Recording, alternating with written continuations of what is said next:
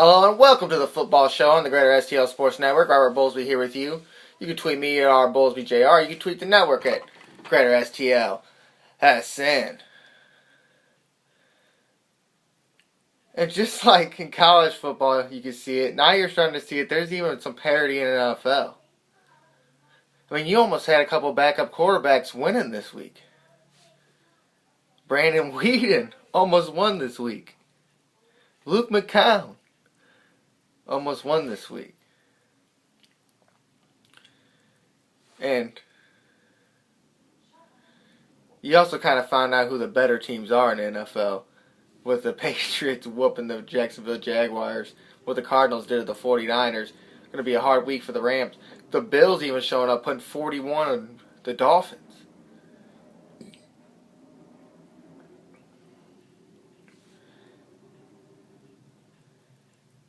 But now there's some different games this week.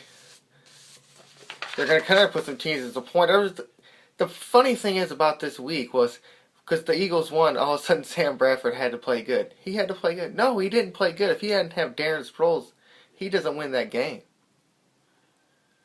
Just like if you had Ben Roethlisberger this Thursday night, there's no way the Ravens win that game. And you had to put the ball, and why did they put the ball in Michael Vick's hands when you have Le'Veon Bell? And of course they're trying to probably get the ball to a little screen out to Antonio Brown.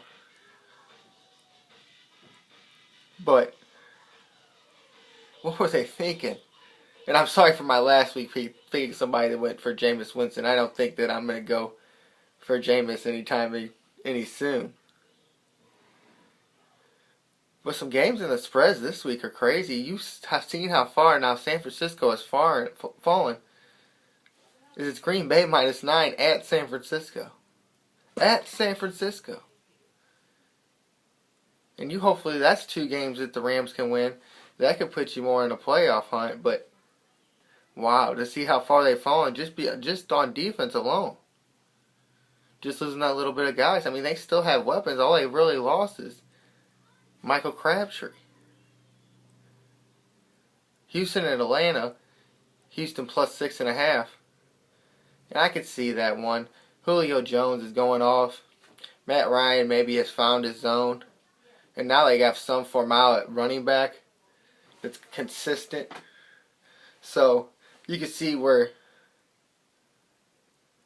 Atlanta could start taking over that East, definitely with the Giants not really knowing where they're at. And Tony Romo not playing for the Dallas Cowboys. Carolina -3 at Tampa Bay, as I said. That should be an easy game for Carolina. You just can't trust Jameis Winston at this point in his career, even with some big receivers. And I think I have Mike Evans talked about later on in the show.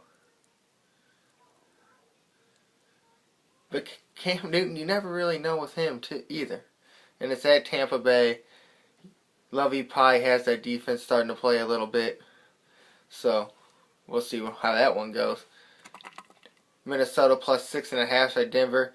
Denver's defense is something else. Can you believe that team is actually better defensively than who they have a quarterback with Peyton Manning? They're better defensively than they are offensively. I mean, to see that for a team that had trouble not scoring enough points, and then all of a sudden you bring a guy like T.J. Ward on, a guy like Akeem Khalib, a DeMarcus Ware, and it just changes the whole complexion of that defense. And you actually take away from having to win the game with just Peyton Manning and that offense. Definitely with the running game. They have no running game in Denver. I mean, they're trying C.J. Anderson. He's going on Twitter yelling at people, saying they shouldn't have drafted me in their fantasy league, saying he doesn't really care, but yet going on Twitter acting like he cares. So you can tell how that's working out. And if you don't have a running game, defenses are going to get to your quarterback when they've lost a lot of their offensive linemen. A lot of their good ones anyways. So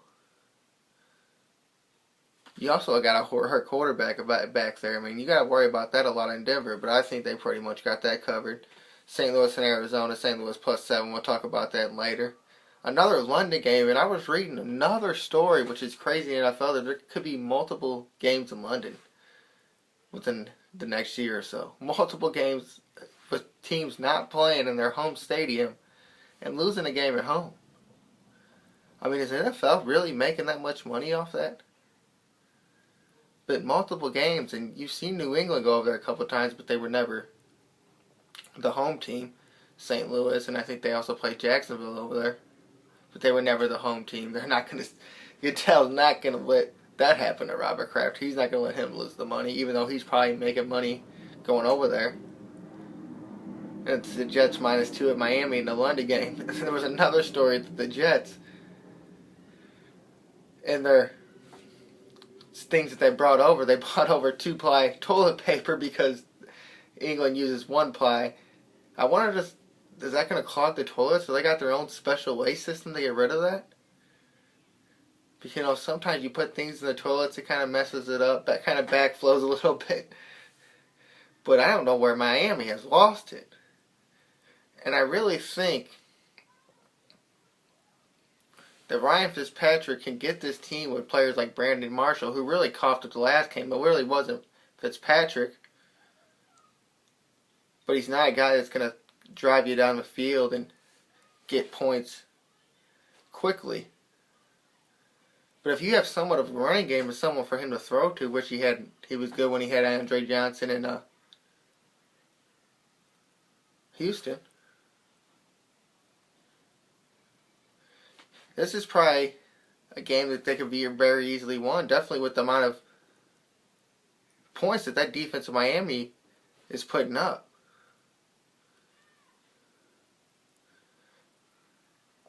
And you're really surprised that their offense hasn't got going with them drafting the right receiver, having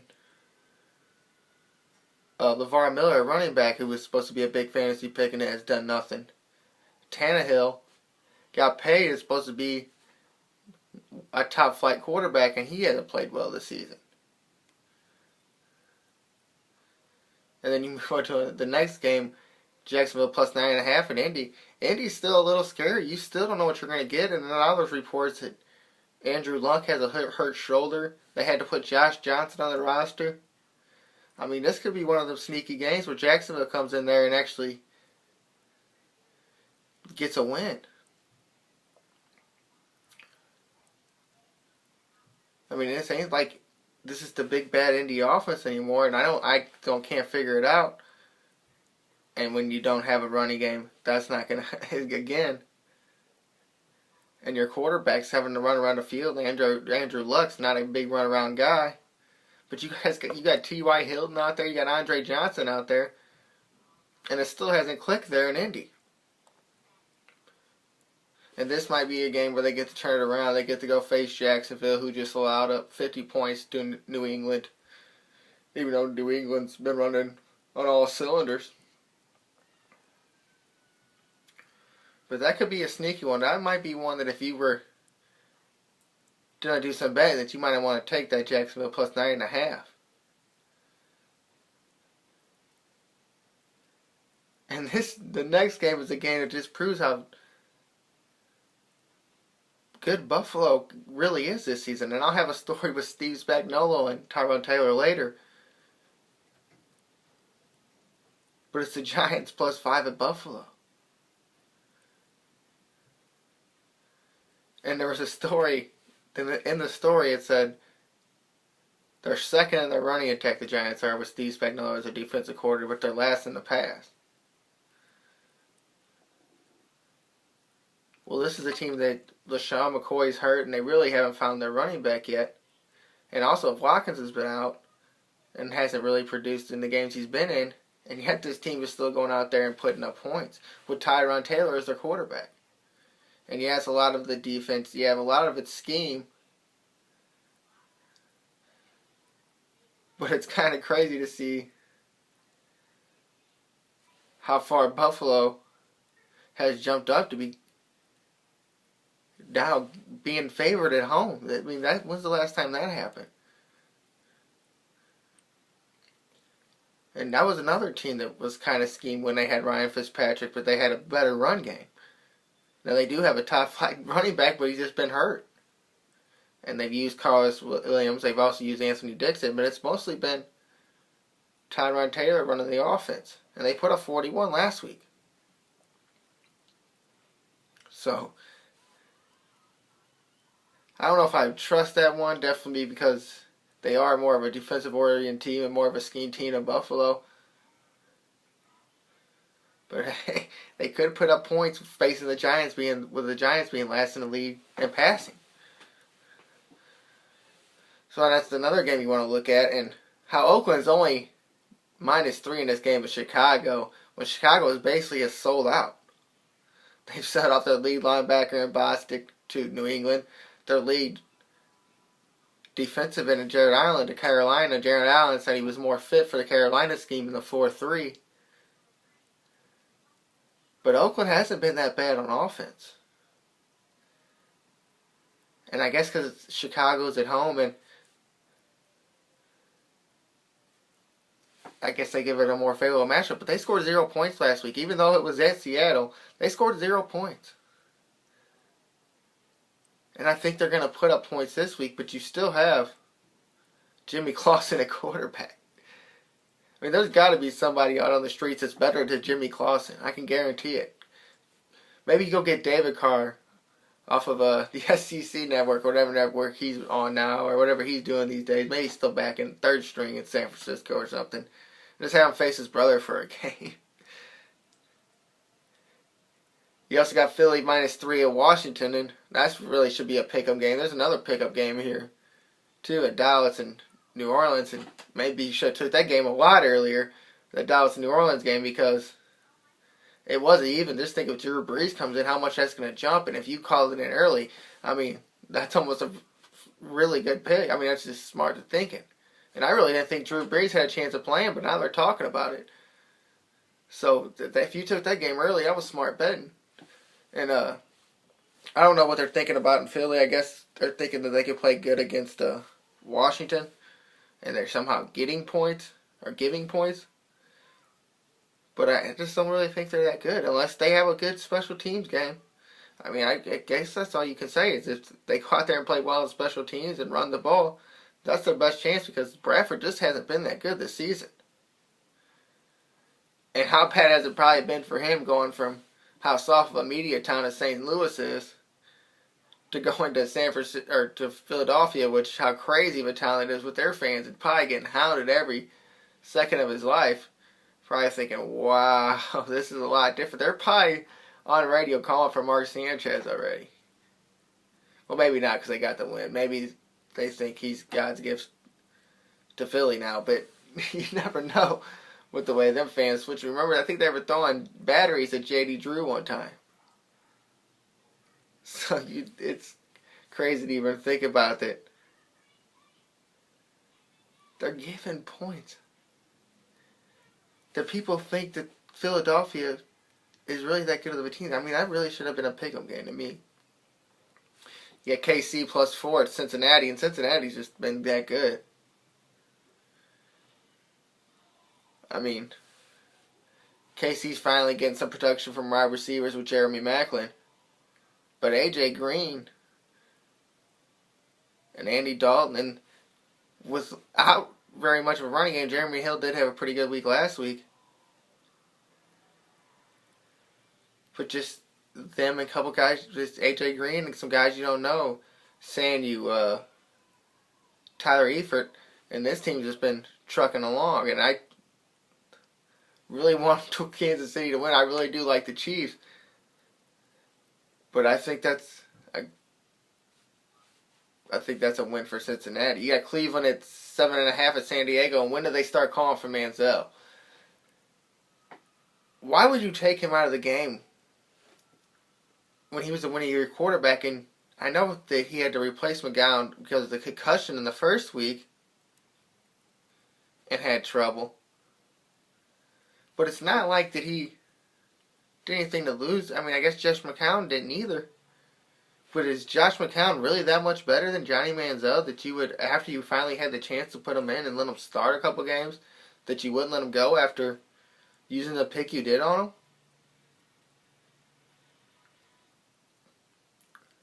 I mean, you see all these other quarterbacks start now, Jameis Winston, Marcus Mariota. Do you really think that he's not ready? I mean, Jacksonville with Blake Bortles, Derek Carr in Oakland. I mean, you don't think it's time to give him a shot yet? When he won you a game and he somehow doesn't get the second start. I mean, that just doesn't make a whole lot of sense to me. Look what happened here in St. Louis when we tried to get Austin Davis going. When Kellen got hurt last year, they tried to play it off like it was a big injury for Kellen, but you really knew who they wanted in. They wanted in Austin because a young guy tried to get something started. And I can't just believe that they haven't tried that in Cleveland. I mean, they're plus 7.5 at San Diego, and it's not like San Diego's been the best offensive team this year because they haven't. I mean, I think they only scored 14 points last week or something like that. But isn't it time to give that guy a shot and let him kind of progress out there on the field instead of holding him back? Yeah, they scored 4, and it was against Minnesota, too. They allowed 31 to Minnesota. When you have a pretty good wide receiver in Travis Benjamin, I can't exactly remember who the running back right now, but he's been getting yards for him. And you just keep running with Josh McCown. When you have this guy, you wasted a first-round pick on. And I don't understand if you're going to waste a pick on him. They said they have packages for him and things like that. You never know if we have any Manziel packages worked in there or not. But I just don't see why he doesn't get the full shot. And maybe that's the way to go. Maybe I think that's the way to go, is to give him a chance by only sitting out here in a certain amount of plays, kind of like you do when you have a 4-year starter and you got a freshman or a sophomore that's going to come in after him. But somehow I got to see Johnny Manziel somehow getting in there and beating the starting quarterback in Cleveland. I mentioned in the Dallas New Orleans game that even if he took that early and Drew Brees is playing, good looking for you. And Detroit plus 9 at Seattle. They're giving Seattle a lot of credit. I guess you shut out Chicago at home with no Jay Cutler and no Alshon Jeffrey. Most of their other offensive guys are hurt. And you got Jimmy Clausen, the quarterback, that you're going to get 9.5 against a team with a pretty good offense, even though they're just not the best defensive team. But it's not like Seattle's just killing everybody in offense. They still only scored 26 points last week.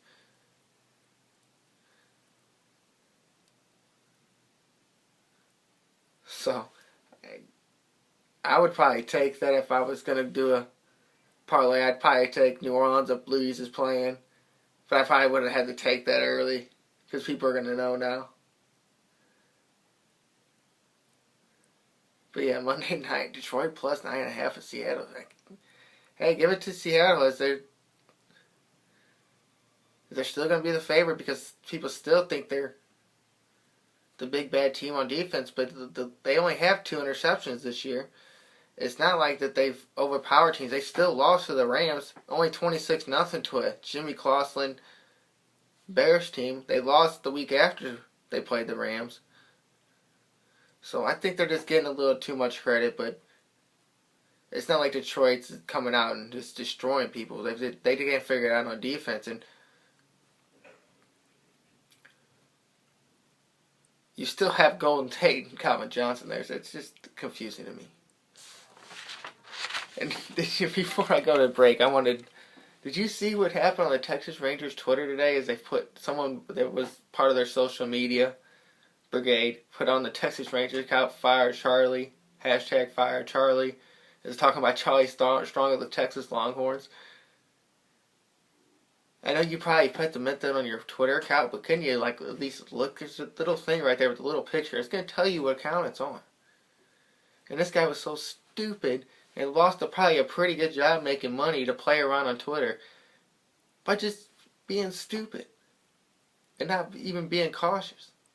But I mean, it doesn't make any sense that Texas said that he didn't work for the Rangers or something like that, or this entity, and now he's no longer employed in any way that's related to the Texas Rangers. So you lost a cozy ass job because you're an idiot. Alright, we're going to take a break. We're going to talk some Mizzou football. Then we'll talk about the Rams and the Arizona Cardinals. Next on the Sports Blog on the Greater STL Sports Network.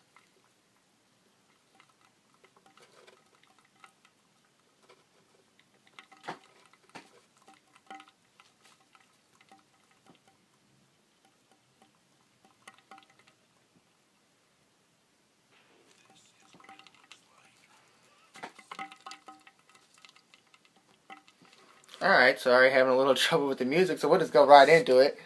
Because I don't know what happened there. But, how about Mizzou today? Matty Monk getting suspended. Kind of crazy stories came out that it could have been for failed drug tests, and it also could have been that multiple failed drug tests to where he failed for weed a couple of times, and now he failed for some kind of prescription drug. But ain't it funny that now you're going to have the Drew Lock crowd, and maybe I'm on it now. Because it looks like a much more efficient offense, even with running the ball. Like they had a little more faith in what was going to happen. And maybe they planned it for South Carolina. Maybe South Carolina's up front. It's not as good either. It seemed like Mizzou dominated the game, but Ish Witter, who I'm just saying is not the guy. Maybe try the 4-star guy, but he came out today, 17 rushes, 98 yards, 5.8 average, a touchdown.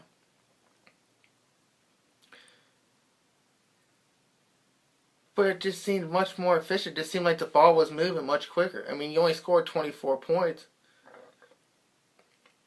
But it wasn't all on the defense today. And they put it on themselves. 3 interceptions. Brother is another big game, even though he was injured. 7 tackles.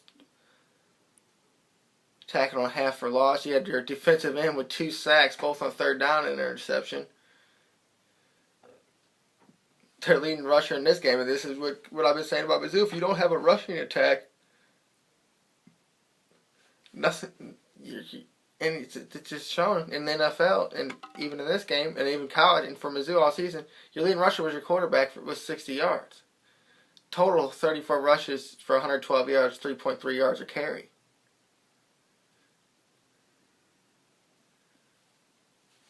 But when you convert on 3rd downs and wear the other team's defense out and take all that time off the clock, it gives your defense time to rush. Drew Lock, 21 of 28, only 136 yards, but had 2 touchdowns.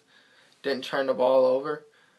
You also had Russell Hansborough go out and get 43 yards on 11 carries. The team together, 163 yards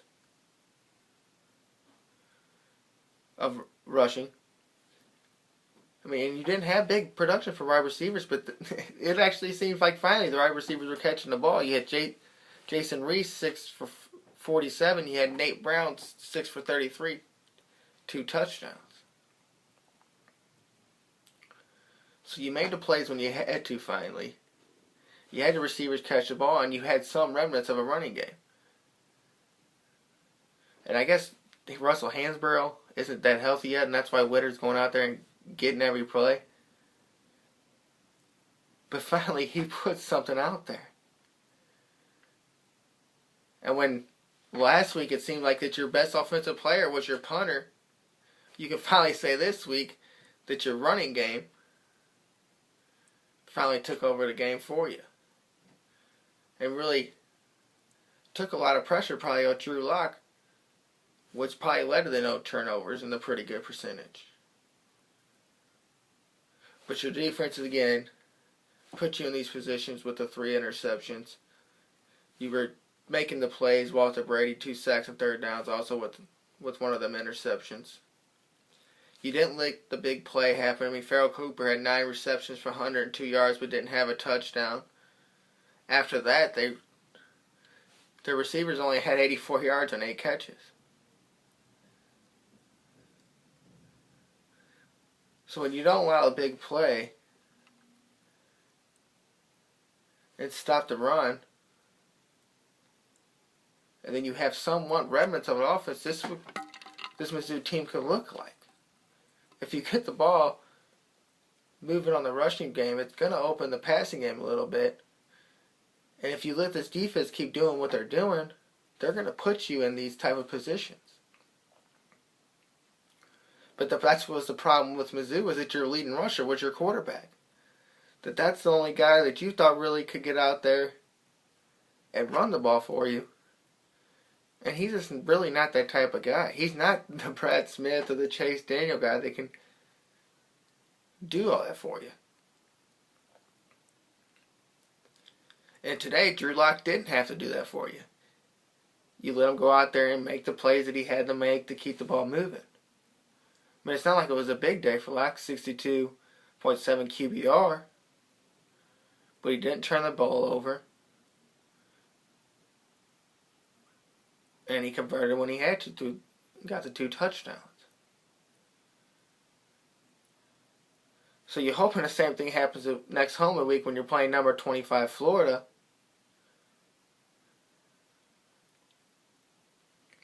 A team that barely beat Kentucky, and even though Kentucky did beat you, maybe if you have this new look of running game finally, that could be a whole different story, because you were just 25 a couple weeks ago, so it's not like 25 is really that big of a deal anymore. So it's not like Florida can go out there and just have this great dominating game against Mizzou if your running game is efficient as it is today. And your quarterback doesn't turn the ball over, because you know what you got on defense. So maybe you should just let the defense roll and maybe keep Drew Lock out there, because he did look a little more comfortable than Matty Marquez looked. But you also got to think that that offensive line was more dominant today than they've been all season. And actually, there wasn't a whole lot of in the backfield a second after the ball's hiked. And when you have Ish finally moving forward instead of sideways, it's going to make the offense flow along. So it's the 104th homecoming game next week at Mizzou against number 25 Florida. Now I want to talk about a story that I seen on NFL.com. Supposedly it was talked about in the paper.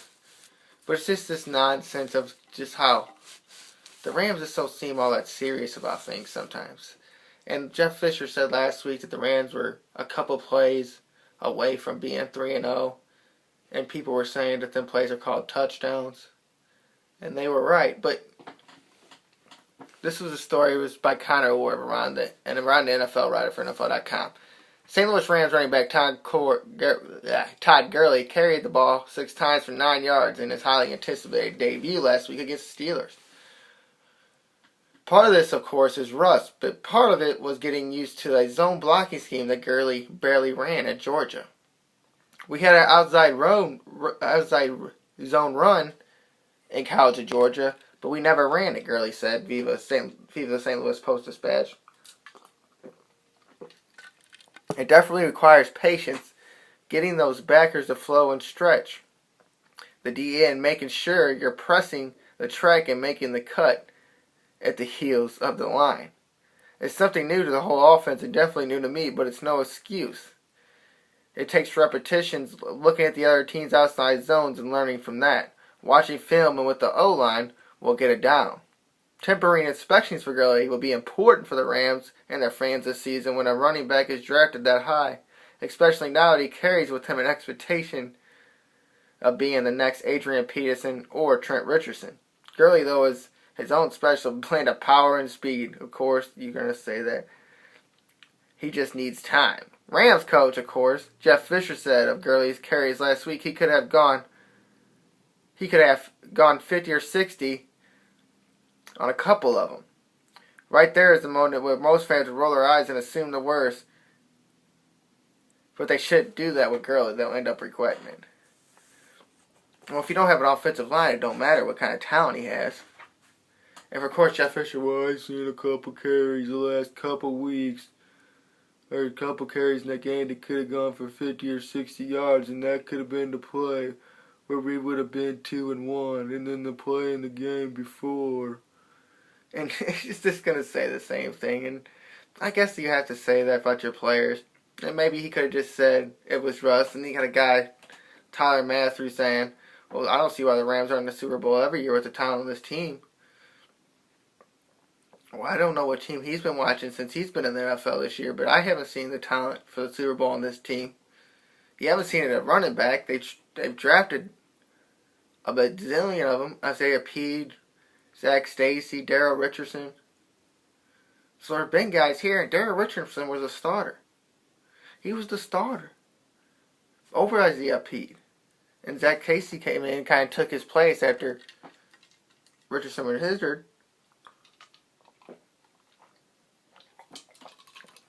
But it's not like Zach Stacy was this big high pick.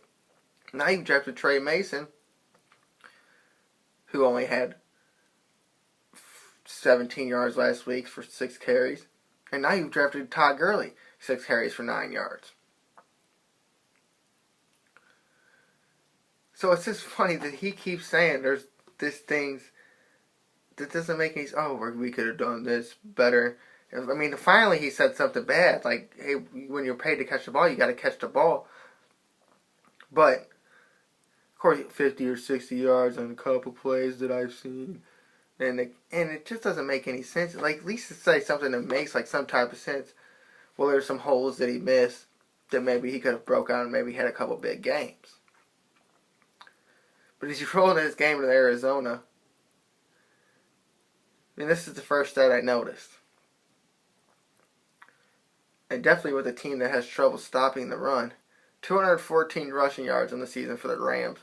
Chris Johnson, really the backup running back in Arizona, 219 yards in the season. Even though he's been the starter because Andre Ellison's been hurt.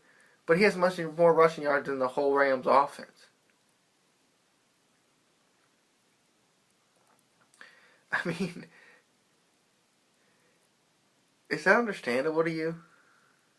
214 yards in 3 games. And Chris Johnson, in limited time, 219 yards in the season. And the way this offense has been flowing for Arizona, I mean, I don't see how you can stop it. Definitely with the way you play your defense. I mean, 81.6 completion percentage against a secondary, last in the league. You have some good receivers there in Arizona. They're going to catch the ball. Larry Fitzgerald's turned it on. 333 yards and 5 touchdowns this year. 5 of the 9 touchdowns that Carson Palmer has thrown. You got a guy like Josh Brown. You got a guy like Malcolm Floyd. Darren Fells, their tight ends, are pretty good.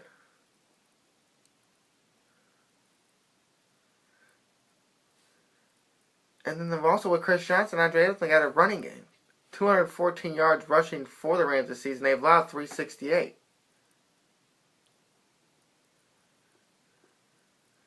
And like I said on the sports blog, I want to see when they show all these tackles that all these guys make. I want to show how many tackles they make turning around. That's what I really want to see. I mean, Carson Palmer, 803 yards passing this year. Nick Foles, 644. Your leading receiver, Kenny Britt, 183 yards. Fitzgerald, like I said, 333. Your turnover differential. The Rams actually -1. Of course, Carson Palmer and the Arizona Cardinals -3. Now this is what you're going to hear. Third downs.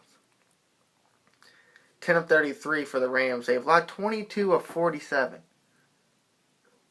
22 of 47. So just less than 50% of third downs. They're only converting 30%. Arizona, this is how you win games. They're 16 of 32. They've allowed 13 of 42 on third downs. Rams time of possession. Not even half the time, 26:09. Arizona 31:04. But they score a lot of points. And they're obviously scoring it fast, so it shows you there. The Rams, yards per game, 274 last. Arizona, 391. They're actually fifth. Ain't that crazy? The Rams, 270 yards on penalties already this season. Arizona only at 112 yards. So it seems what happens when you don't shoot yourself in the foot and you actually convert on third downs. It shows that you can win football games. Something that doesn't happen here in St. Louis. Does it make any sense? No.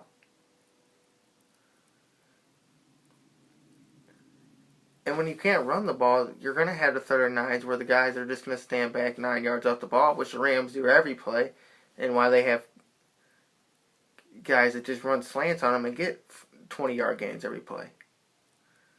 Then somehow they play 9 yards deep with the ball, and the guys still get past them because they think they're going to run slants, and they think they're just better than everybody else, Janoris Jenkins. I mean, how you play that zone defense and get burnt on plays doesn't make any sense. And he always puts his hand on his helmet and looks around and shakes his head like somebody was supposed to be over top. You let a guy that was 9 yards in front of you run past you.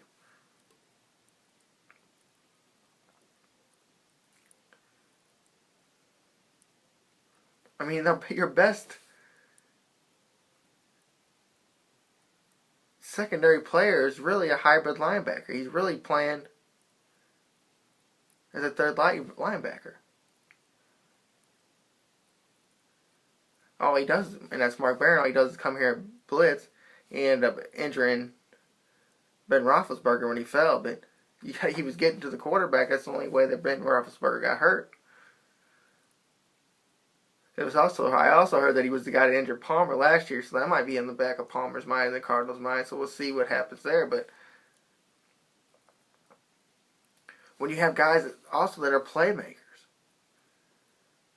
that helps your team. When you only have, your leading receiver has 150 less yards than their top receiver, 1 touchdown to his 5 touchdowns, I mean, that shows you. And Larry Fitzgerald is an older player. Chris Johnson is an older player. You've drafted a lot of these guys, and now they're finally talking about getting Brian Quick in there. They traded Chris Givens to Baltimore. And people are wondering why the Rams would do that when they don't have no offense and he can get down the field.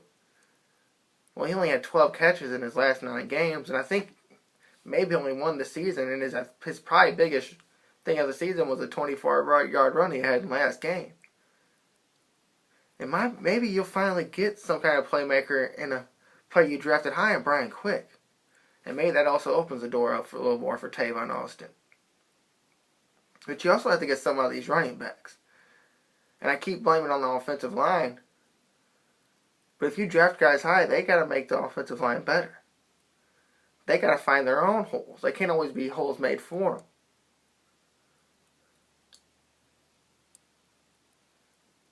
And you also can't be throwing deep to Lance Kidders every play, or throwing with a safety over top to Lance Kidders like he's going to go fight for the ball and jump for it.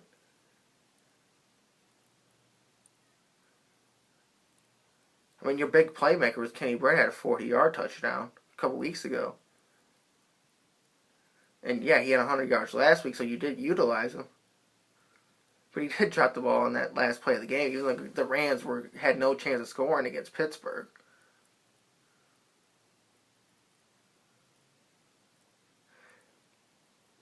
But it's not like Arizona is really this big bad team on defense either. I mean, you do got Patrick Peterson, but who else really after that? A couple guys here that are no names that you don't know, but they do get the job done. And there's supposed to have been a lot of play on the Rams, so you can see if you get something going, maybe with Brian Quick, and maybe move the ball down the field. The Rams have a chance to win this game if they can maybe stop the run and cover Larry Fitzgerald. But that's also saying a lot for the Rams, because they haven't proved it yet this season. The only game they won against was a team that really didn't have any playmakers. Jimmy Graham wasn't really automated to the offense, and you didn't let Marshawn Lynch be the big playmaker of the game, nor did you let Russell Wilson only have 30 rushing yards in that game.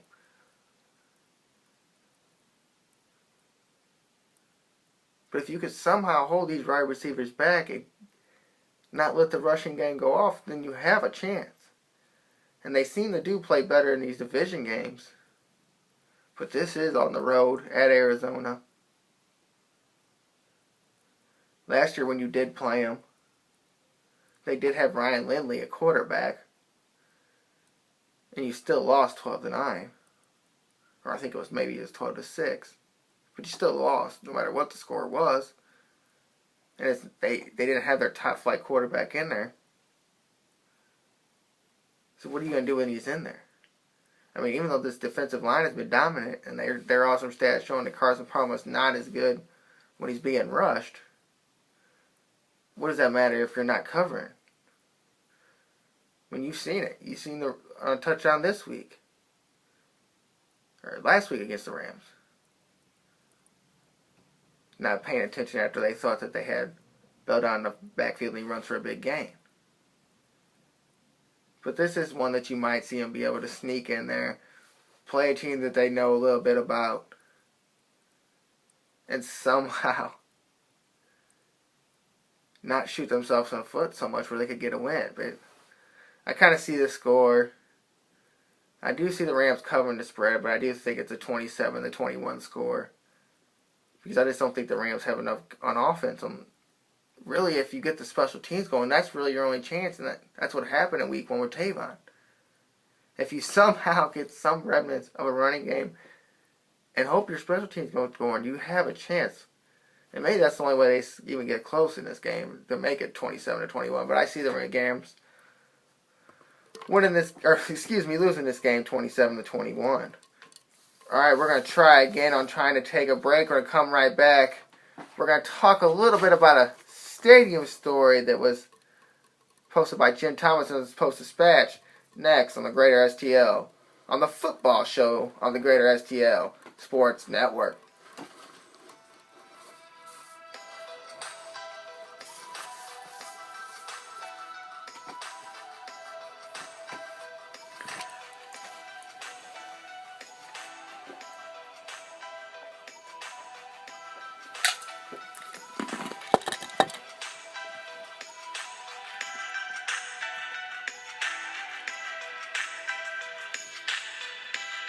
Hello and welcome back to the Football Show on the Greater STL Sports Network. Arbolzy here with you. You can tweet me at ArbolzyJR. You can tweet the Greater STL Sports Network at Greater STLSN. Also look us up on YouTube. As now these videos, also with the audio, are now going up on YouTube.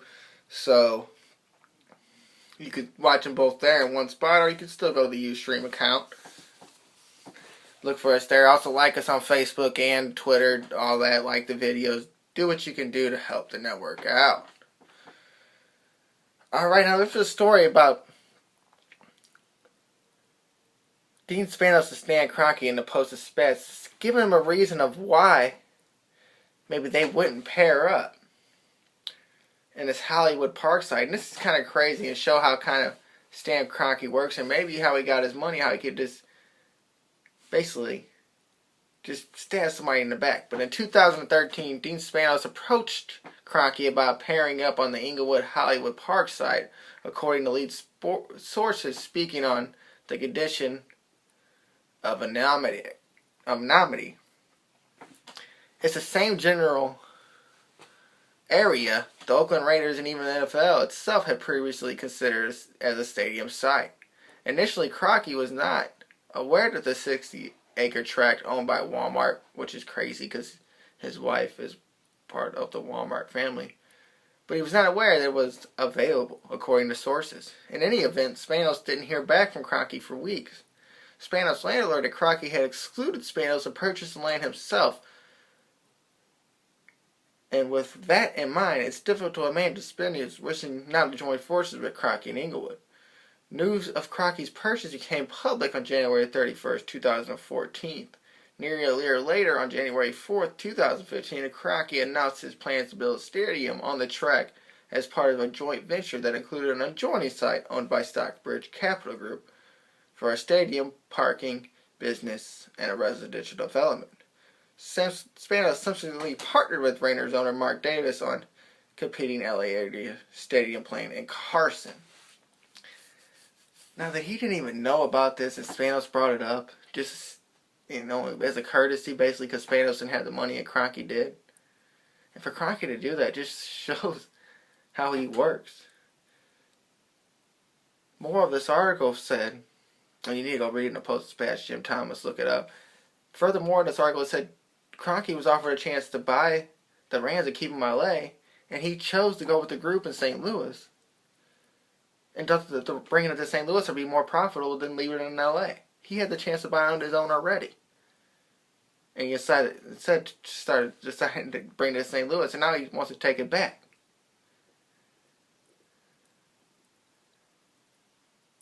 And I'm kind of glad Spanos came back at him with him so quick. I don't know if Kroenke expected that. After he did it, that Spanos would find a way to somehow get his own site going. It said Spanos would probably only join Kroenke if it was his last shot to get a stadium at all.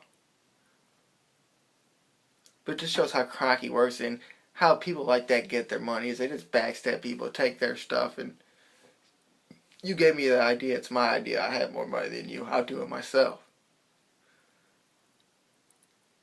And it just kind of gets irritated, kind of pisses you off even more about the way Stan Kroenke works and how he's not even getting us a chance in St. Louis.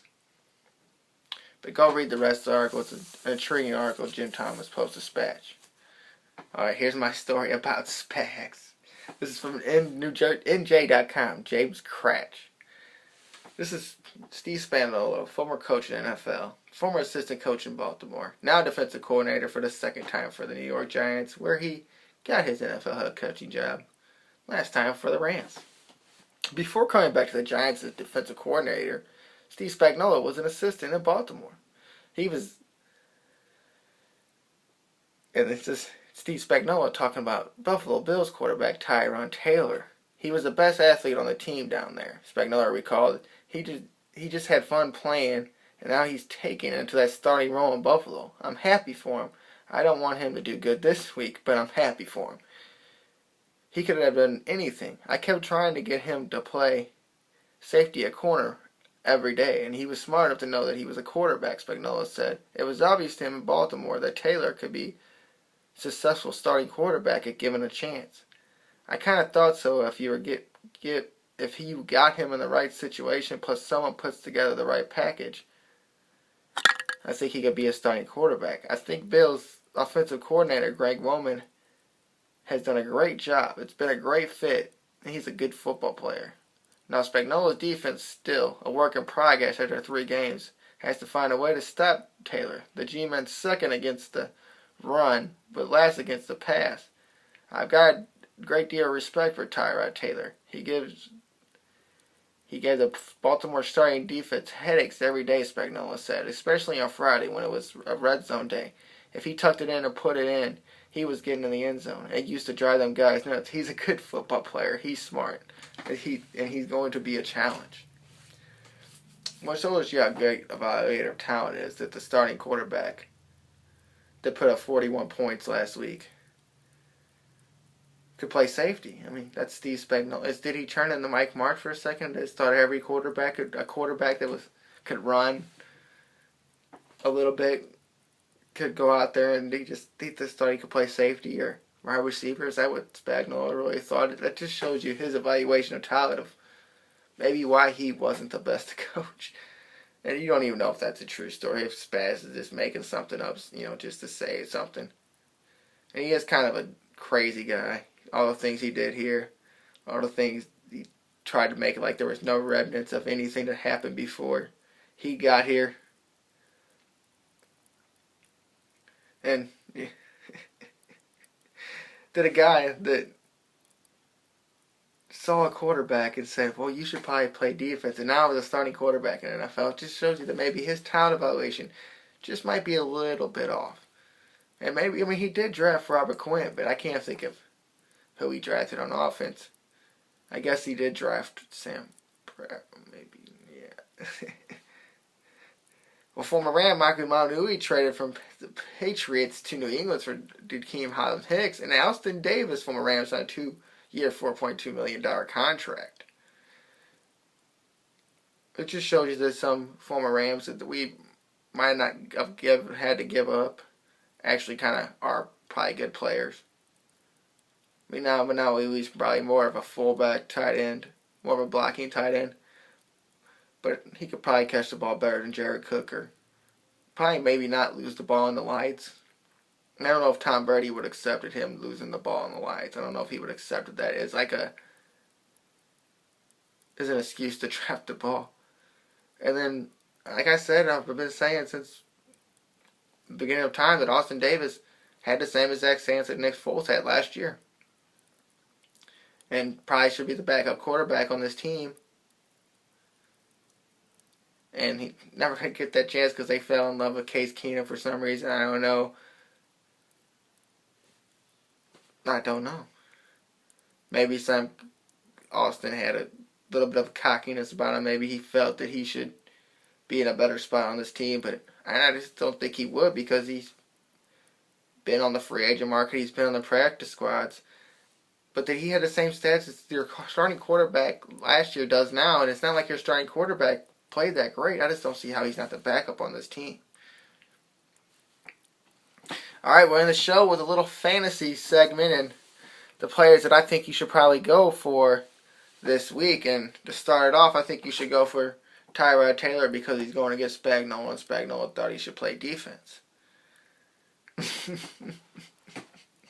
And I know that's mean to Mr. Spagnuolo, but I think it's true. And I would go with Tyrod Taylor, quarterback of the Buffalo Bills. I'd also go Derek Carr, quarterback of the Oakland Raiders. And he's been playing pretty well, and I don't think that that's really that bad of a choice with the way he's been playing. But I don't know if you can trust him at all times. And I'm trying to find the paper see they're playing. And they're playing Chicago, so they're going to get a lot on the ball with no Jay Cutler, and that's why I picked them, actually. So let's go with that. They're playing Chicago. Chicago's not been very good on offense. 0 points last week. They're going to turn the ball over, and I can see Derek Carr going over and kind of taking over that game with the receivers that he has. Just like Seahawks only scored 26, I can see Derek Carr with Michael Crabtree and Amari Cooper scoring a lot of points. Also, I'm going to go for Sean Payton said they're going to try to get C.J. Spiller in a lot of the lineup. And if Drew Brees is coming back with an injury, you could see him getting a lot of work in the screens and running game. I could see C.J. Spiller of the New Orleans Saints. Also, Melvin Gordon hasn't got going yet, but I'm starting to think that they might start using him as their feature back. Not a very good week for Danny Woodhead last week. And I think you probably start feeding Melvin Gordon the ball a little bit more in San Diego. They're also playing the Cleveland Browns. And like I said about Josh McCown, is he really the guy that's going to go out there and move the ball? So you can maybe see a few turnovers. And I think Melvin Gordon's a good pick for you this week. I also think that T.J. Yeldon's probably going to get the ball a little bit more. In Jacksonville, you still got Julius Thomas hurt. I think they had another wide receiver go down. So I think it might be a breakout week, definitely with injury struggling for T.J. Yeldon of the Jacksonville Jaguars. I would go with Julio Jones in Atlanta just because he's been tearing it up. And I really don't care who they play. They play Houston. But I think you go with Julio Jones. You also go with James Jones with the tight end being out, Corliss, for Green Bay. You're going to see a lot more wide receiver work. You're not playing the best in teams in San Francisco, so you know you're going to score a lot of points, move down the field. And I think with your having a backup tight end in there, you're going to see Jones, a slot guy, get a lot of passes thrown to him. Now, I said I never have faith in Jameis Winston, and didn't give you a good play last week with the tight end, but I will give you Mike Evans this week. And I think that even though they're playing Carolina, and that they still could use a game, and Jameis could have a bad week, I do think that he'll be throwing the ball to Mike Evans. So if you need a guy to fill her in there, Mike Evans. At your flex, or maybe your tight end position, I'd go Jason Witten in Dallas. You know Brandon Weed's going to be throwing. You might also look at Julius Randle there at running back, because you know they're going to want to run the ball and try to get some kind of movement when your quarterback is Brandon Wheaton. I go with Tyler Eifert for the Cincinnati Bengals. Just think that people are going to be a little more looking at the wide receivers, and I think that he's going to be a guy that gets a little more look at this week for the Bengals. Also, I would take Chris Johnson against the Rams just because, like I said, the Rams allowed 368 rushing yards in 3 games. So, you look at Chris Johnson. I hope he doesn't do good. And just for another throwing in there, Clay Harbor of Jacksonville, the tight end. Look to him maybe get a little more of the ball as Jacksonville plays against the Indiana Colts. So that's a little fantasy for you. Tyron Taylor, Derek Carr, C.J. Spiller, Melvin Gordon, T.J. Yeldon, Julio Jones, James Jones, Mike Evans, and Jason Witten, Tyler Eifert, Chris Johnson, or Clay Harbor. All right, that's going to do it for the Football Show. Until next week, I'm Robert Bowlesby. Football Show, Greater STL Sports Network.